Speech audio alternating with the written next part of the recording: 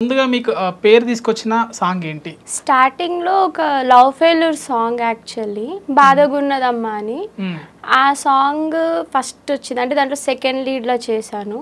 తర్వాత కొత్తంగా లగ్గమాయ అని ఒక folk song 5-6 millions hit song, first song అది హిట్స్ లో. తర్వాత నిండు పూర్ణమి వేళ అది అనుకోకుండా చాలా అంటే చాలా హిట్ అయింది. ఎట్లా అంటే మొత్తం ఎక్కడ చూసినా అదే సాంగ్. అండ్ తర్వాత మళ్ళీ కొన్ని డేస్ తర్వాత ఇంకొక హిట్ ఏంటంటే ఆగమ్మ ఆగరా. అది నార్మల్ వర్షన్ ఎలా అయితే హిట్ అయిందో డీజే వర్షన్ తో ఇంకా ఎక్కడికో వెళ్ళిపోయింది, మంచి హిట్ పడింది. ఫస్ట్ నిండు పున్నమి వేళ కదా, నిండు పున్నమి వేళ అసలు ఎలా వచ్చింది ఆఫర్? అది నార్మల్గా సాంగ్స్ చేసేటప్పుడే ఛానల్ ఆయన ఫోన్ చేశారు, ఎవరైతే ఆ ఛానల్ పర్సన్ ఉన్నారో, ఇట్లా ఒక సాంగ్ ఉందండి అంటే ఓకే అండి వస్తా చేస్తా అని చెప్పాను. వెళ్ళాము, షూట్ అయింది. అది అంత హిట్ అవుతుందని ఎవరు ఎక్స్పెక్ట్ చేయలేదు, బట్ సాంగ్ అయితే చాలా బాగుంది. విన్నప్పుడు మా అందరికి అనిపించింది అరే మంచి సాంగ్ చేస్తున్నాం, హిట్ అవుతుంది అనుకున్నాం, కానీ ఇంత బ్లాక్ బస్టర్ అవుతుందని ఎక్స్పెక్ట్ చేయలేదు. అంటే లిరిక్స్ విషయంలో, కాస్ట్యూమ్ విషయంలో సెలెక్టెడ్గా ఉంటారంట. అంటే ఎలా జడ్జిమెంట్ ఎలా ఉంటుంది మీకు సాంగ్స్ పైన? అంటే ఇప్పుడు వాళ్ళు చెప్పిన విధంగా మనం ఇప్పుడు ఒకే సాంగ్కి ఒక కాస్ట్యూమ్ వేసుకోవాలన్నట్టే చూస్తా. కొంతమంది ఏంటంటే రిపీటెడ్ వేసుకోమంటారు, బట్ ఆ లుక్ మనకు డిఫరెంట్ అనిపించదు కదా. సో ఏంటంటే ఏ సాంగ్కి ఆ సాంగ్కి తగ్గట్టు కాస్ట్యూమ్స్ ఇంట్లో వాళ్ళు డిజైన్ చేసి నాకు పంపించేస్తారు. అంటే ఛానల్ వాళ్ళ రిక్వెస్ట్. కొంతమంది విలేజ్ లుక్ అడుగుతారు, వెళ్ళి ఆ లుక్లో షాపింగ్ చేసి దాన్ని స్టిచ్చింగ్ చేయించి ఇంకా అట్లా వేసుకుంటా. గ్రాండ్ అడిగినప్పుడు గ్రాండ్గా, అంటే వాళ్ళకి తగ్గట్టుగానే నేను కాస్ట్యూమ్స్ తీసుకుంటా, కానీ నాకు నచ్చినట్టు నేను తీసుకెళ్ళాను ఎప్పుడు కూడా. మీకు కోపం ఎక్కువ అంట, మీ జ్యువెలరీ బాక్స్ పగల కొడతారంట. ఎవరిది? జ్యువెలరీ బాక్స్ కోపం వస్తే అంటే ఉంటుంది కదా మేకప్ కిట్ లాంటివి, అది విన్నాను. ఎలా జరిగింది, ఎక్కడ జరిగింది, ఏ షూట్లో జరిగింది? ఐ థింక్ ఫుడ్ విషయంలో లేట్ అయినందుకు ఒక్కసారి ఎవరు నర్వలేక అలా రియాక్ట్ అయ్యునుంటా, నాకైతే గుర్తులేదు. నిజం చెప్పండి. అయ్యో నిజంగా నాకు ఆకలి వేస్తే నేను వెయిట్ చేయలేను. అంటే ఈవెన్ నేనే స్నాక్స్ అన్ని క్యారీ చేసుకుంటాను. బ్యాగ్ ఓపెన్ చేస్తే సగం స్నాక్సే ఉంటాయి, డ్రై ఫ్రూట్స్ కానివ్వండి, ఫ్రూట్స్ కానివ్వండి, అంటే చిప్స్ అవి కాదు, హెల్దీ ఫుడే ఉంటుంది. ఆకలి వేసిందంటే ఆగలేను, తినేస్తా. నార్మల్గా మీరు అన్ని ఆర్డర్ చేస్తారంట, ఆర్డర్ చేసి అన్ని తిందాం అనుకుంటారు, అక్కడ టేస్ట్ చేసి అక్కడ పక్కన పెట్టేస్తారట. ఎందుకలా? ఎవరు చెప్పారు? తెలుసుకుంటాం కదండి.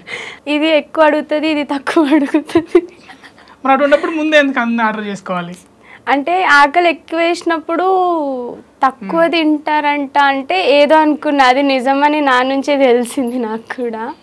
నేను తింటా, బాగానే తింటా, కానీ వేస్ట్ చేయను. లిమిట్గా తింటా, ఒకవేళ మిగిలిన షేర్ చేసుకుంటా కానీ పడేయను, వేస్ట్ అయితే చేయను. సో అంటే నిండు పున్నమి వేళ, ఆగమ్మ ఆగరాదే రాదమ్మ, ఈ పాటలు కూడా అంటే డ్యాన్స్ రాదంటే, అంటే మెలోడీస్గా ఉంటాయి కదా, డ్యాన్స్ ఎప్పుడు నేర్చుకున్నారు? డ్యాన్స్ విషయానికి వస్తే స్టార్టింగ్లో చాలామంది అన్నారు తను ఓన్లీ ఎక్స్ప్రెషన్స్ చేస్తారు, డ్యాన్స్ చేయలేరు అన్నారు. కానీ ఎవరు కూడా అరే ఒకసారి తనతో ట్రై చేయిద్దాం, వన్ డే ప్రాక్టీస్ పెట్టి ట్రై చేద్దాం అని ఎవరు అనుకోలేరు. సడన్లీ నా డిగ్రీ ఎగ్జామ్స్ అయిపోయాక ఒక ఛానల్ వాళ్ళు కాల్ చేశారు. నేను ఎగ్జామ్స్ టైంలో నేను ఫోన్ చూసుకోలేదు, తర్వాత నేనే కాల్ చేశాను. సారీ అండి ఏం అనుకోకండి, ఎగ్జామ్స్లో ఉండి నేను కాల్ ఆన్సర్ చేయలేదు, ఇది నా సిచ్యువేషన్ అని చెప్పాక ఆయన ఏం చేశారంటే నెక్స్ట్ డే షూట్ అన్నారు. అంటే వన్ డే ప్రాక్టీస్ పెట్టుకుందామమ్మా, మీరు వచ్చేసేయండి అని అంటే ఓకే అండి అని చెప్పి వెళ్ళాను. అక్కడ ఆది మాస్టర్ అని ఒక అన్నయ్య ఉన్నారు. ఆయన వెళ్ళంగానే ఫస్ట్ ఆయనకు ఆల్రెడీ తెలుసు నేను డాన్స్ చెయ్యను, బట్ ఏంటంటే ఒకసారి చేయిద్దాము తను చేస్తుంది అని ఆయన ఒక చిన్న హోప్తో ఉండే. వన్ డే ప్రాక్టీస్ పెట్టించారు. చూసాక నీకు డాన్స్ వచ్చు కదా, నువ్వు ఎందుకు చేయట్లేదు అని ఆయన అడిగారు.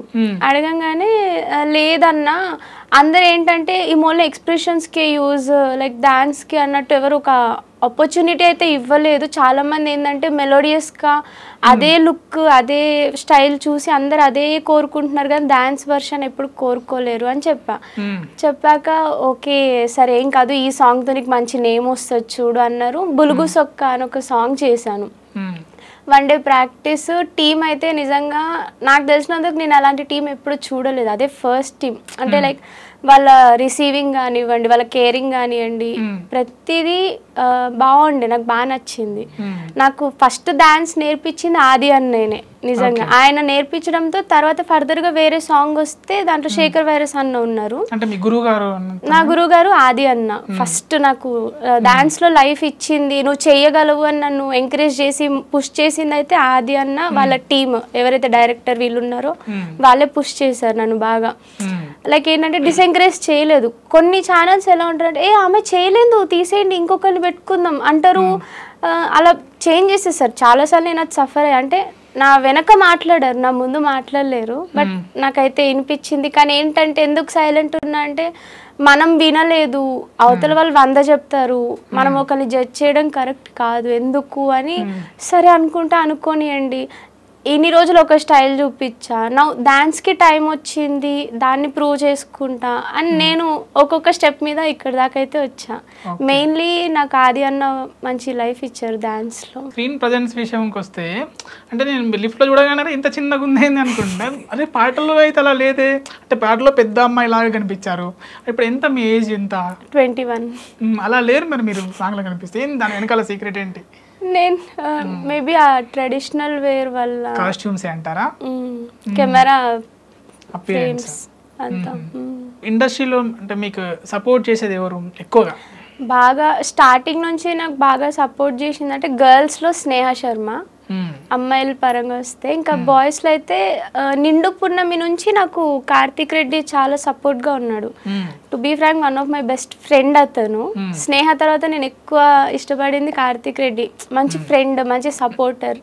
ఏదన్నా ఒకవేళ మిస్టేక్ అయితే లస్సీ ఇలా చేయి బాగుంటుంది అంటే లైక్ ఒక మంచి సపోర్ట్ ఉంటుంది ఇద్దరికి. ఇలా చేసుకుంటూ వెళ్తాం, ఇద్దరు స్క్రీన్ ప్రెజెన్స్ చాలా బాగా వస్తుంది. ఇంకా చాలా మంది ఉన్నారు, ఇంకా ఫ్రెండ్స్లో కూడా రోహిత్, చాలా మంది ఉన్నారు లైక్ బ్యాక్ నుంచి పుష్ చేసిన వాళ్ళు.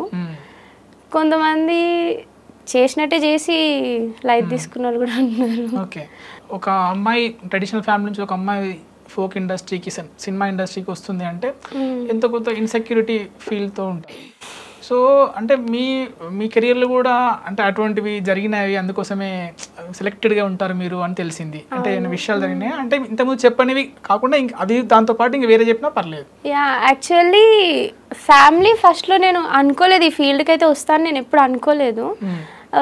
మామూలుగా డాన్స్ క్లాస్కి వెళ్ళాను, అక్కడ చేస్తూ ఉన్న సమ్ ఛానల్ వాళ్ళు చూసారు, బాగున్నావమ్మా నువ్వు సాంగ్స్ చేయొచ్చు కదా అంటే సాంగ్స్ అంటే ఏంటి అని అడిగాను. నాకు తెలియదు యూట్యూబ్ అంతా పెద్దగా, అంటే లైక్ కార్టూన్స్ ఎక్కువ చూసేదాన్ని కానీ ఫోక్ సాంగ్స్ ఎప్పుడు చూడలేదు. జానక్కవి రీల్స్లో చూస్తూ ఉండేదాన్ని, అరే ఎవరి మా బాగుంది మంచి ట్రెండింగ్లో ఉన్నారు అట్లా తనని చూసాను. కానీ తర్వాత తెలిసింది ఓకే తను ఒక ఫోక్ ఆర్టిస్ట్, ఫోక్ డాన్సర్ అంట, ఓకే అని అన్నట్టు అచ్చా ఇట్లుంటుంది ఫోక్ ఫీల్డ్, ఇట్లా సాంగ్స్ చేస్తారు, ఇట్లా హిట్ పడితే మనకు ఒక మంచి నేమ్ వస్తుంది, తర్వాత ఇంకా మంచిగా వాల్యూ ఉంటుంది అని తెలిసాక ఒక్కొక్క సాంగ్ చేసుకుంటూ ఇక్కడ దాకైతే వచ్చేసాను. అంటే ఎవరు ఇన్స్పిరేషన్ ఎవరు దీనికి మీకు? ఫ్రెండ్స్లో నేను ఎక్కువ ఇన్స్పైర్ అయింది కార్తిక్ని, జానక్కని చూసి బాగా ఇన్స్పైర్ అయ్యాను. జాను లిరి ఎలా ఉంటుంది బాండింగ్ మీకు? చాలా బాగుంటుంది.